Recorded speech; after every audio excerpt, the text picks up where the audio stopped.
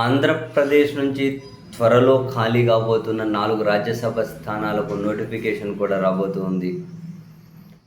ఈ 4 రాజ్యసభ స్థానాలు కూడా వాస్తవానికి టీడీపీ నుంచి సానా సతీష్ అండ్ మిగిలిన ముగ్గురు వైసీపీ నుంచి పరిమళ నత్వాని, అయోధ్య రామిరెడ్డి, సుభాష్ చంద్రబోస్. అయితే ఈ 4 కూడా టీడీపీ అంటే కూటమి ఖాతాలోనే వెళ్ళబోతున్నాయి ఆంధ్రప్రదేశ్లో, ఎందుకంటే వాళ్ళకే మెజారిటీ ఉంది కాబట్టి. ఈ క్రమంలో టీడీపీ 2, జనసేన 1, బీజేపీ 1 పంచుకోవాలని చెప్పి నిర్ణయం తీసుకున్నట్లుగా తెలుస్తూ ఉంది. టీడీపీకి దక్కే రెండిట్లో సానా సతీష్ను కంటిన్యూ చేయబోతున్నారు. ఇంకా ఒక్కదాని కోసం భారీగా కాంపిటీషన్ ఉన్నా దానికోసం రకరకాల పేర్లు తెర మీదకి వచ్చిన ఫైనల్గా 3 పేర్లు స్క్రూటినీకి వచ్చాయని వాళ్ళకు అనుకూలంగా ఉన్న పత్రికల వార్తలు రాస్తూ ఉన్నాయి. అందులో ప్రధానంగా భారత్ బయోటెక్ సంస్థ ఉంది కదా, దాని ఓనర్ ఎల్లా కృష్ణ. ఇది వాస్తవానికి అసలు అనూహ్యమైన పేరు, అంటే ఇంటర్నల్గా చాలా నడుస్తాయిలేండి.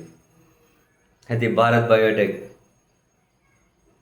ఎల్లా కృష్ణ ఎవరైతే ఉన్నారో ప్రస్తుతం టీడీపీకి రాజగురువు పత్రిక అనబడేదానికి కూడా దగ్గరి బంధువులు కదా. సో ఆ ఎల్లా కృష్ణ ఆర్థికంగా కూడా మన ఎన్నికల్లో టీడీపీకి భారీగా సాయం చేశారట. సో తనకి ఇవ్వాలి అనే టాప్ ప్రియారిటీ ఉందట. ఇంకేమైనా సెట్ అవ్వకపోతే నెక్స్ట్ కిలారు రాజేష్, అంటే నారా లోకేష్ గారికి అత్యంత సన్నిహితుడు,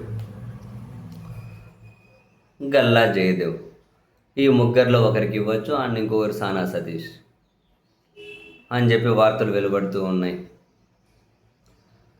అండ్ జనసేన నుంచి లింగమనేని రమేష్, పేరు జనసేన నుంచి అయినా ఈయన టీడీపీకి కూడా దగ్గర మనిషి కదా.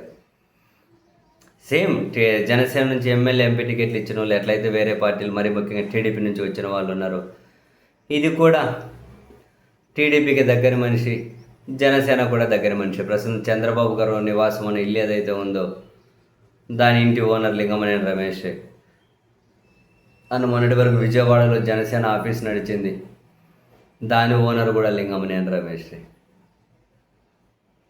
సో మరి జనసేన కోటా కింద ఇచ్చారని చెప్పినా అది కూడా టీడీపీ మనిషి కానీ చాలా మనీ అయిపోతారేమో. సో లింగమనేని రమేష్ కంటూ ఉన్నారు. ఆయన చుట్టూ తీవ్ర వివాదాలు ఉన్నప్పుడు ఎలా ఇస్తారని టీడీపీలో కొందరు ఆశావహులు చంద్రబాబు గారి దగ్గర అబ్జెక్ట్ చేస్తూ ఉన్నారట. మరి అది చూడాలి ఎవరికి ఇస్తారు జనసేన నుంచి అని. ఇక బీజేపీ నుంచి తమిళనాడు అన్నమలైకి ఇద్దామంటే ఆంధ్రప్రదేశ్లో ఉన్నటువంటి బీజేపీ వాళ్ళు తీవ్ర అసంతృప్తిగా ఉన్నారట. మరి వీళ్ళ అసంతృప్తిని చల్లార్చి అన్నమలైకి ఇవ్వగలుగుతారా, లేదా ఆంధ్రప్రదేశ్లో ఎవరికైనా రాజ్యసభ స్థానం ఇస్తారా అన్నది చూడాలి. మొత్తం మీద పెద్దల సభ అంటారు కానీ ఇవి కూడా చాలా పెద్ద పెద్ద సెటిల్మెంట్లతోనే పోతూ ఉంటాయి. చాలా వరకు ఇంత పెద్ద పెద్ద పొలిటికల్ సెటిల్మెంట్లతో పోతూ ఉంటాయి. రాజ్యసభ స్థానం అనేది చాలా పెద్ద బిగ్ డీల్ అయిపోయింది దేశంలో.